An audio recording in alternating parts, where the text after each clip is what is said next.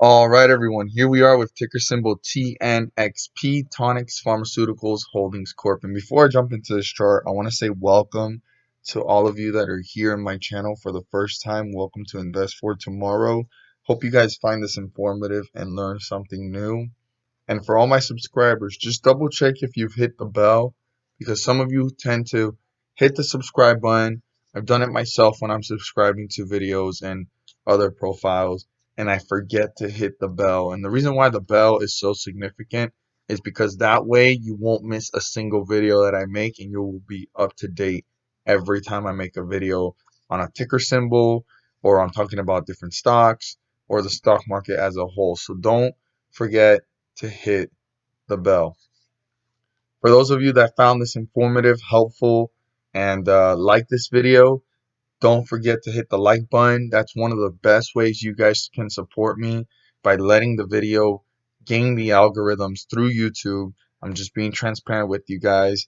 And with those algorithms, more people will be exposed to this video, and I will start to post up on people's suggestions and so forth. And also, don't forget to share it with your friends and community and anybody that wants to piggyback off of what I state, you are more than welcome to. So, I just moved the support level from the previous time when I made this video. I haven't had time to make this video, and I apologize to all the investors. I had a few people talk to me and tell me in my comments, please, can you make another video? I've had people in other videos that I've been posting saying, hey, when are you going to update TNXP, Tonix Pharmaceuticals? And I've just been caught up with so many things, but I moved it from here to its newer points, and this was in a very bearish run, and it fell down to $1. And from that moment forward, obviously you could see how it had a bullish run. It broke through the 50-day moving average, and right now it's holding itself above it, but quickly after it fell. So that was literally sell off. This was all build up and then that was sell off. So that's something that's very interesting about that. When stocks react like that, either really good news makes it go up, or somebody came in early, loaded up on stocks, more people started to come in, and it brought it to its newer high.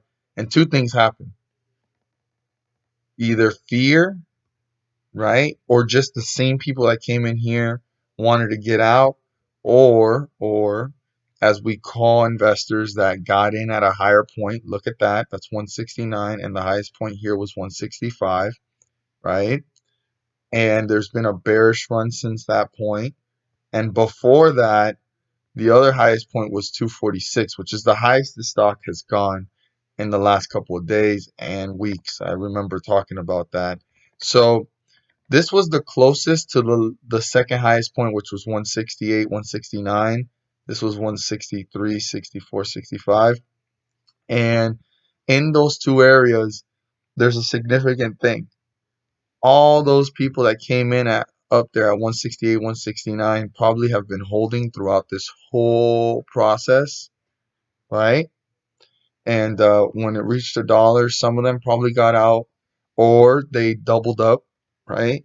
And sometimes what they're doing is trying to average down their cost, and they got out in between this run, or they held, and once they saw they hit around 160, they cut their losses, and instead of losing a whole dollar, right, or almost 60 cents, they lost like 2 cents per share and got out here. And all those people that were waiting for this to come back up probably got out within this effect. So those are all the different variables that could have caused this.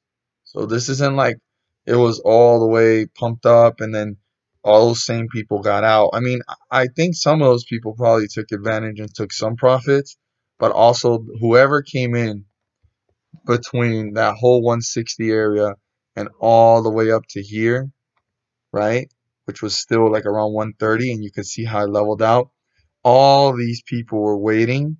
If they held through this time and they didn't get out in any of these moments, all these people were waiting to get out at some point above or very close to breaking even. So that's another thing to keep in mind.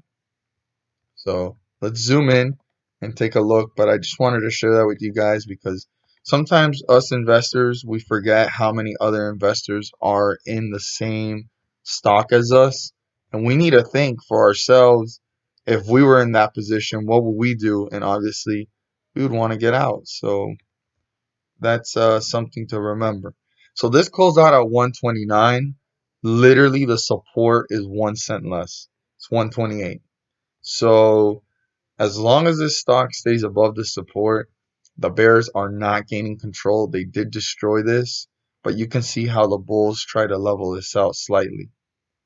On the other hand, for a bullish run to spark and continue and stay in bullish territory, right, above the 50-day moving average of 124, I'd write that down. That is very significant because if this support gets broken through and this 50-day moving average gets broken through, you are now in bearish territory and this can hit newer lows. But for this to stay above that, and going into more bullish territory, move itself further away from the 50-day moving average, it will have to break 135. It'll break through this resistance level, use it as support, and then new resistance levels can be broken and new highs can be reached.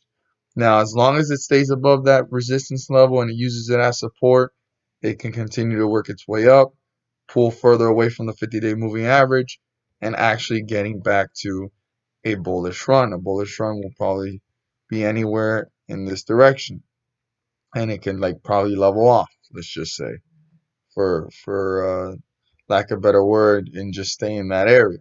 Now, the most important resistance level that needs to be broken by the bulls for a bullish run to go ahead and escalate to the point where it'll hit the most pivotal moment right now, which is 164, is 158. If it can break through that and use it as support, it could be well on its way back to the highest point that it reached in the last couple of days.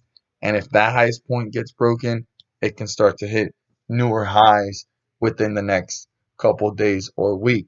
So this is one to keep a very close eye on if it breaks through resistance and even if it breaks through support, since the 50-day moving average is so close to it. So we'll have to see how this one plays out. As always, if you guys learn something new, subscribe to my channel. Don't forget to share this with your friends and community and hit the like button and let me know you watch this video. At the end of this video, there's going to be a pop-up. Don't forget to hit it so you guys can watch the Clorox video.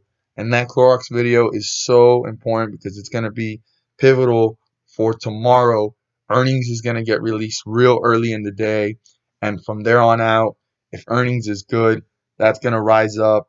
And also, we'll see how the market is playing as a whole. But Clorox has an impact on the S&P 500. And just the S&P 500 looking green with other companies and so forth, and earnings coming out tomorrow as well. There's other companies that are big players in the overall S&P 500 and the market that are going to have earnings, and they're just projected to have great earnings. So check out that Clorox video so you guys can learn more. And thank you for watching.